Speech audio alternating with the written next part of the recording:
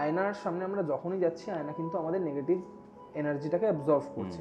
এই কারণে অনেক সময় দেখবে, এটা অনেকেই রিলেট করতে পারবে, আমার নিজের চোখেও দেখা, বাড়িতে ভাঙা আয়না রয়েছে, তুমুল অশান্তি, ব্যাড লাক চলে আসে, তুমুল অশান্তি। তার কারণটা কি? যেই আয়না তোমার নেগেটিভ এনার্জি অ্যাবজর্ব করছে দিনের পর দিন ধরে, সেটা যখন ভেঙে যাচ্ছে, সে তো সেটা ছেড়ে দিচ্ছে তোমার বাড়িতে, তো সেই পুরো প্রপার নেগেটিভিটিটা তোমার পুরো ঘরে ছড়িয়ে যাচ্ছে। Exactly, right.